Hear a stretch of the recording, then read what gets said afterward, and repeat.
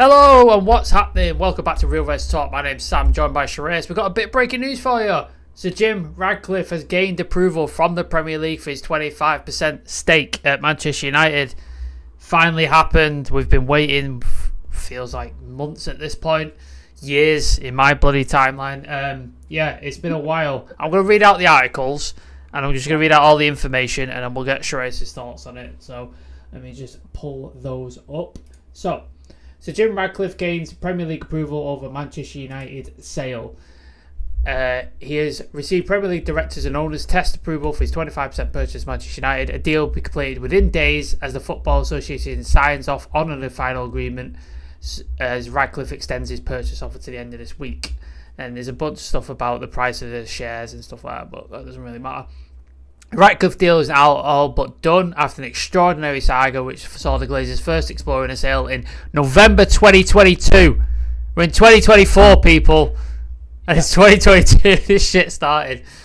As of the close Friday, 90 million 0.4 shares have been tendered according to the filing, which means Ratcliffe has already passed the threshold to complete his deal.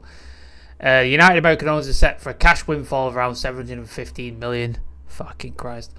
The eye-watering sum adds around 465 million for the past sales of A shares and around 150 million in dividend payments. Absolute greedy bastards. However, it was announced in previous regulatory filing there were no dividends paid for the 3 years under the Ratcliffe deal, so that's something, I suppose. Yeah. And then there's a bit of extra information on the Athletic. The 71-year-old said that in January he'd hoped the full state would be official by mid-February. With a filing on Monday with the US Secretaries and Exchange Commission, the SEC, confirming the Premier League had approved the move. However, FA approval is required for the club's participation in the Women's Super League, which is still pending, as well as some other regulatory commitments. Monday's filings confirmed the deadline for the tender has been offered, has been extended as originally planned. 37% of the available Class A shares have been offered up to sale to Ratcliffe, and there's oversubscription of 25% required, which is likely to rise further before the new extended deadline. They've already been making their mark at the club, appointing Omar Barada from rivals Manchester City. He'll be joined by the Ineos CEO Jean-Claude Blanc, Sir David Brailsford, and then there'll also be work committing to the club's Carrington training ground, and they'll also be hiring some sort of sporting director, football director, whatever you want to sort of call it. Shreyas, before we sort of look at nitty-gritty details and stuff, just give us your initial thoughts. How are you feeling? Yeah. I mean, everyone was pretty much convinced that it will happen by the time Feb ends, and early March it was supposed to happen. So it's good at least that something's come out of it. And yeah, apart from it, it's good in a way that by the time next season kicks in, the new body will be completely in charge. Then whoever is going to be coming in the designated positions, they will already be there, and maybe it helps us in getting a kickstart into the transfer window for next season and all the other issues such as the training ground, the facility of the club stadium as well. Maybe they get a kickstart on it because of this. So yeah, it's a positive news, and yeah, hopefully this all goes quite smoothly in the coming few weeks, and we can expect it to be completely ratified by the FA as well. Absolutely. I think it's pretty much done. I think the FA ratification is just for the women's team. Yeah. So it's just, that seems like more of a formality than anything. But lots of people joining the show on the channel and the chat. So get your thoughts in the chat and we'll read them out as well. So yeah, he's 25% stake. Obviously, we've seen Omar Barada been appointed for Manchester City. We've seen changes in the transfer policy already. Like in January, we got rid of a bunch of players either on loan or sold, especially youth players, to sort of help with that FFP. Now that it's been ratified, do you expect to see like a director of football come in, or football, whatever they're going to call it? Do you expect that to happen quite soon? I think mid-March or at least early March we'll be hearing it out. But I think by the time March ends, I think every single person who is supposed to be in the required position, I think all of the people will be in. Yeah, no, it seems like it's on the move now. It seems like it's going to happen.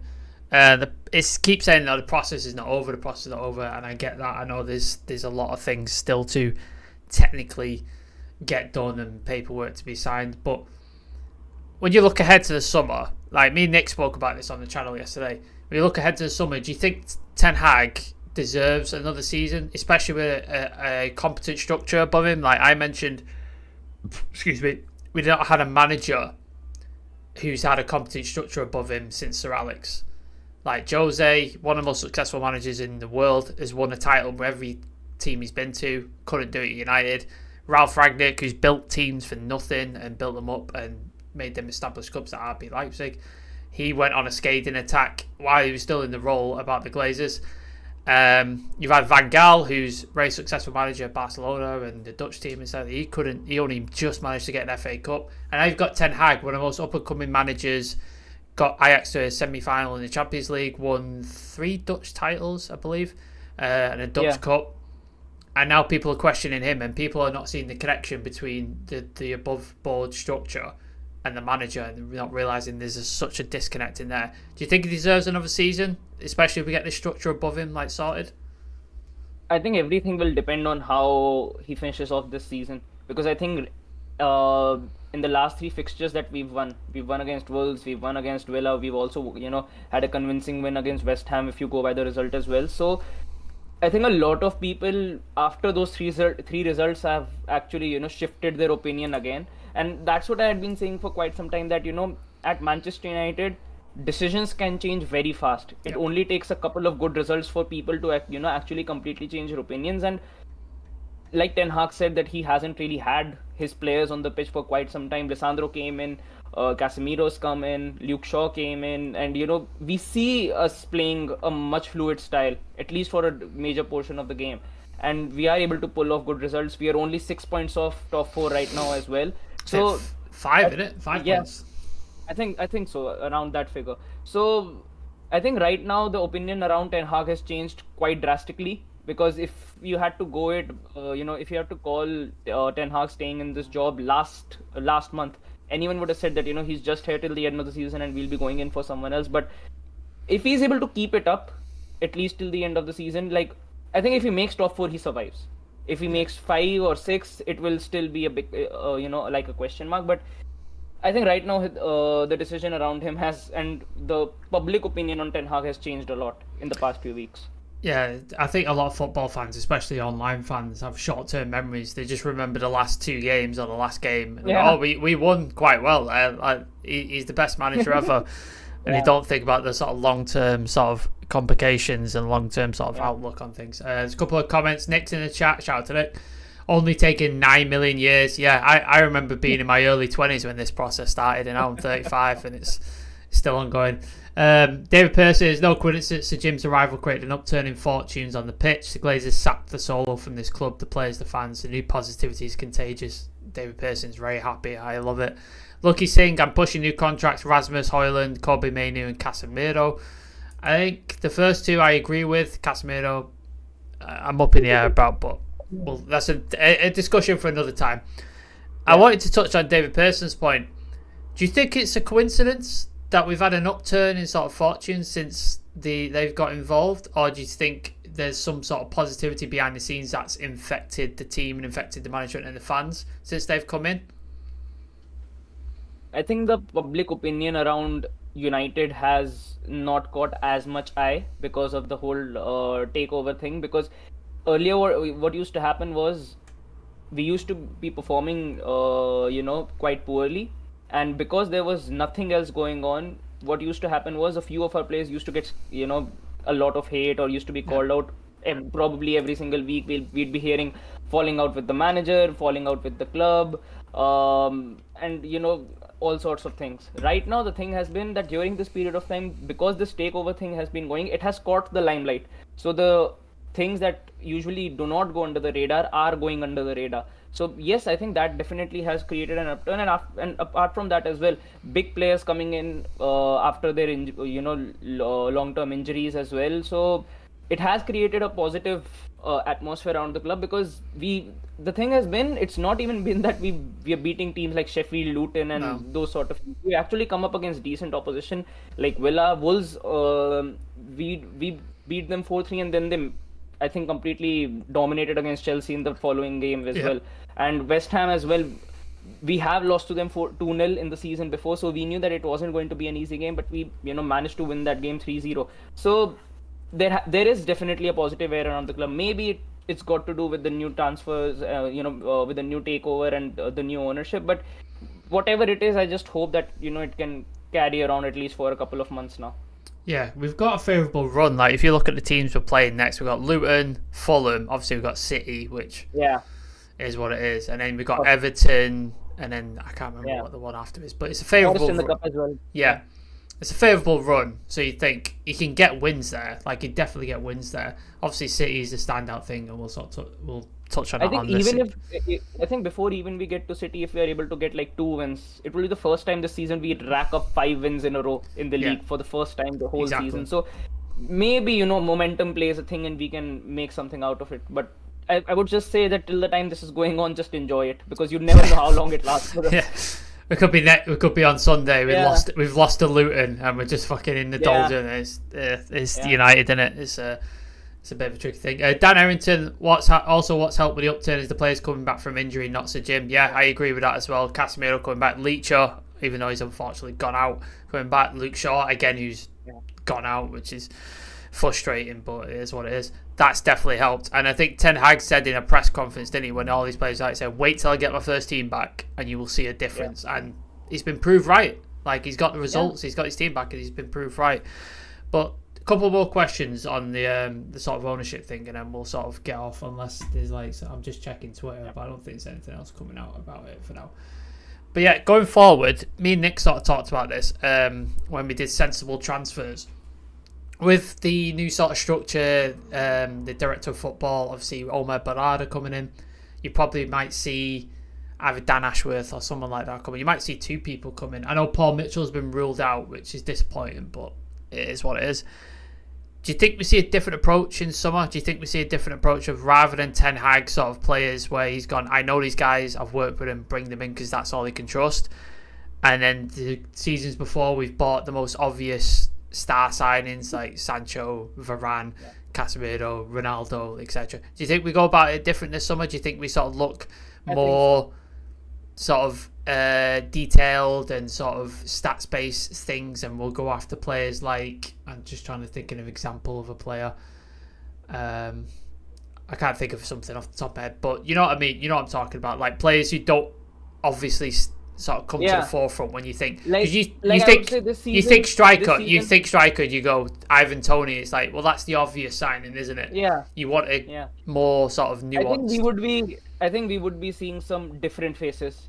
Someone, people we've not readily heard about. Maybe you've heard about them once or twice, but not someone who's people have been keeping tabs on. So I'm excited for it, because I just don't know how the club will progress, in which direction will they progress in the coming season, how much funds will be allocated for the manager to actually, do his thing in the transfer window as well. So there are going to be a lot of dynamics, but I do expect us to have, a change when it comes to scouting players and recruiting players. Yeah, because me and Trivia talked about this. Our scouts have actually identified good players, and they've just been ignored.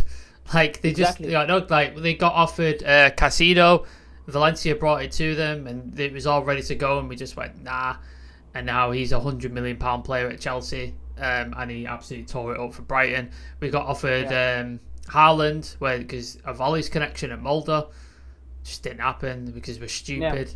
I think Julian Alvarez was on Ralph Ragnick's list. Nkunku was on Ralph Ragnick's list. 15 or 17 million. Yeah, and it's just like we just ignored scouting. So it doesn't seem like our scouts are the problem. It just seems like the people at the board level have decided, no, they're not the shiny toys. They're not going to get us clicks or interactions or sell shirts. So it's going to be fascinating, man. Like, this summer is going to be one of the most interesting summers in Manchester United history, because I don't know what's going to happen. I genuinely, every summer we can normally predict what's going to happen, don't we? We have all these targets, we panic and we overpay, and then we get to the end of the window and just go, who the fuck's available? And we just grab people as and when. Like you saw it happen with De Jong last season. We chased him for 12 weeks. Didn't happen. And then we scrambled and got Casemiro. And it's just like, I don't want to see that happen again this summer. Yeah. So I want to see something different happen this summer. So I'm hoping that's the case with this new structure above. But yeah, what are you thinking like this summer? Do you think it's a complete overhaul? Do you think you see like 6 or 7 players go and then 6 or 7 players come in? Or do you think it's more gradual? Do you think we only see a couple, 3 or 4, and maybe 3 or 4 go out? What do you think? I think from what is being reported that there will be massive spending. There will be a lot of changes coming in from what is being reported. I do think maybe some new faces and maybe some unexpected faces might be moving out of the club in this summer.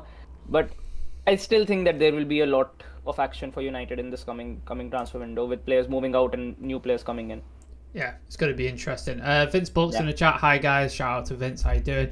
Dan Errington. Any idea what someone budget might be? I've no idea with the sort of FFP and the profit and sustainability rules. It also matters on the fact where we end up in the league as well. So right now, everything is open to speculation. We could finish 4th, we could finish 5th, 6th, 7th. I think right now it's very tough to actually even say a base amount of where we can actually be spending. But yeah, if you just join in and you've just missed it, the beginning of the top of the show, Sir Jim Ratcliffe's deal for Manchester United, 25% stake, has been officially ratified by the Premier League. They are still awaiting approval from the FA, as that's to do with the Women's Super League. But it's pretty much a formality, like it is a done deal. It'll be completed within the coming days, according to the Telegraph and the Athletic. I'm just double checking to make sure I've not missed any other sort of news. I think that's it. But yeah, Dan Errington, Mainu has saved us 70 to 100 million. Yeah, I agree. Like, you know what I mean? We were like going, oh, fuck, we need another 8. We need another 6. We need another. This is ridiculous. And now Kobe Mainu is just basically gone, yeah, that's my position now. And you've gone, pretty much. But yeah, I could talk about Kobe Mainu all day. Like, the kid's unbelievable. But yeah, I think that's it. I think there's nothing else that I can see. Offer to shareholders extended. We've sort of talked on that and everything. But yeah, I think that's it now. I think we can wrap it up there. But yeah, it's a Jim deal, 25% stake is all but ratified, just waiting on a little bit of like FA approval and stuff like that. But the summer's going to be interesting. It's going to be super interesting. Shreyas, thanks for coming on. Thanks for jumping on this breaking news show. Yeah, thanks for having me. I'm sure there'll be a show tonight. I won't be here. I'm out tonight, but I'm sure there'll be some sort of show tonight with Nick or whoever. So feel free to join us. Subscribe to the channel if you're brand new here. If you've just seen breaking news, you want to join the channel. We go live all the time and stuff like this. We've got all different sorts of shows. We're changing the content up a little bit, so there might be some difference. So come check it out. Follow us on the socials. They're just below me there. And then we'll see you later on tonight. Peace out, everyone. See you.